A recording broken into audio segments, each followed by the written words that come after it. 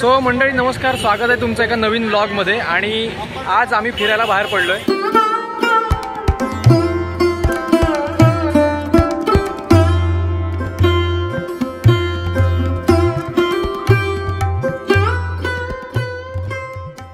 ठिकाणी नाश्ता पण करून आलो। सुंदरसा डोसा, म्हणजे त्याला म्हणतात आपल्याकडे महाराष्ट्रामध्ये लोणी स्पंज डोसा आणि वडा वगैरे खाऊन आलो।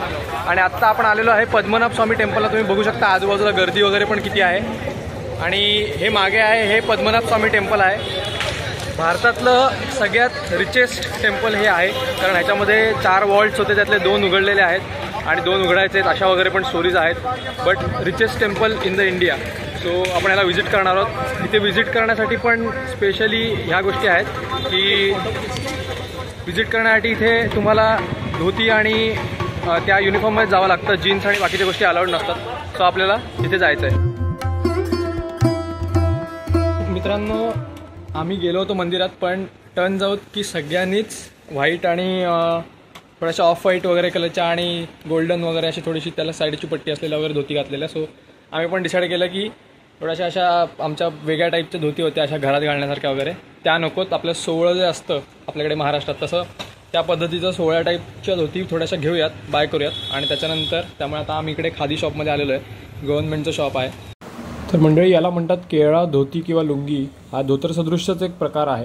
सो आता पद्मनाभ स्वामी टेम्पलला व्हिजिट करण्याच्या युनिफॉर्ममध्ये आपण आलेलो आहे। आम्ही तिघांनी पण सेम परिधान वेशभूषा केलेली आहे असं। त्यामुळे आता बघा तुम्ही, अशा पद्धतीने पहिली गोष्ट इथे येताना यायचं आहे, कसंही यायचं नाही आहे। हे सगळं करण्यामागचं कारण हेच आहे की आपल्या महाराष्ट्रात सुद्धा खूप सारी मंदिरं अशी आहेत जिकडे लोक जीन्स घालून किंवा अशा विचित्र कपडे घालून जातात आणि त्या मंदिरांचं पावित्र्य असतं ते राखत नाहीत। तर आपण आपल्या कल्चरला धरून जगलं पाहिजे आणि आपण त्या मंदिराचं पावित्र्य राखलं पाहिजे।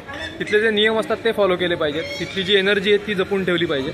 त्यासाठी ह्या सगळ्या वेशभूषा वगैरे महत्त्वाच्या आहेत। वेशभूषा ह्या वेदर आणि जागा बघून कराव्यात असं माझं पर्सनल मत आहे। म्हणजे तुम्ही बीचवर जाताना तुम्हाला पाहिजे ते घालू शकता, पण तेच कपडे तुम्ही मंदिरात घालून येणं चुकीचं आहे अत्यंत। त्यामुळे बघा, जर तुम्हाला वाटत असेल तर अशा गोष्टी जरा थोड्याशा फॉलो करा, याने आपलं कल्चर पण जपून ठेवता येईल आपल्याला। मित्रांनो, हे पद्मनाभ स्वामी टेम्पलच्या जवळचं एक तळं आहे, फार उत्तम सुंदर। तुम्ही कुठल्याही जास्तीत जास्त जुन्या अशा साऊथ इंडियन टेम्पलमध्ये आलात तर तुम्हाला प्रत्येक टेम्पलच्या आजूबाजूला असं मोठं तळं दिसून जाईल।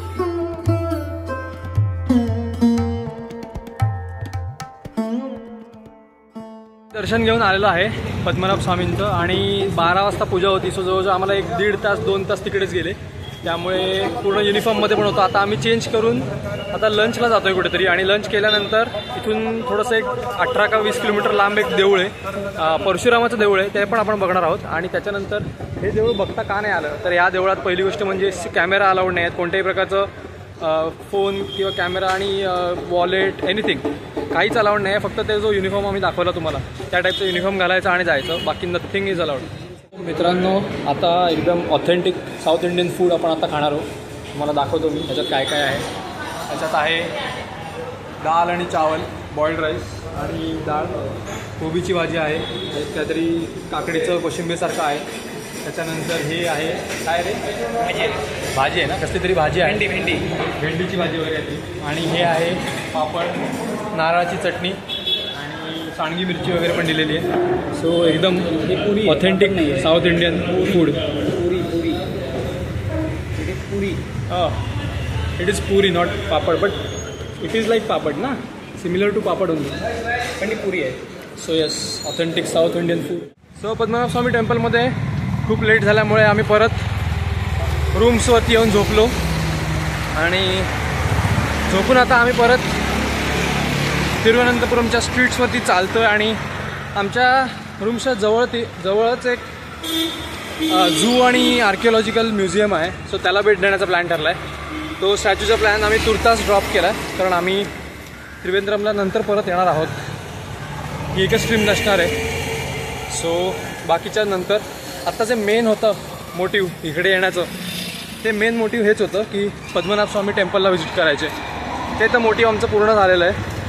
सो आता इथल्या जवळपासच्या ज्या सिटीमधल्या गोष्टी आहेत, झू आणि ते आर्किओलॉजिकल म्युझियम आहे आणि पण अजून 2-3 गोष्टी आहेत, सो त्या बघणार आणि आजची इव्हिनिंग आम्ही स्पेंड करतो आहे। आम्ही आलो होतो मोठे मोठे प्लॅन बनवून की आपण नेपियर म्युझियम बघू, आर्किओलॉजिकल हे ते झू वगैरे बघू, पण टर्न आऊट की सगळं बंद आहे इकडे.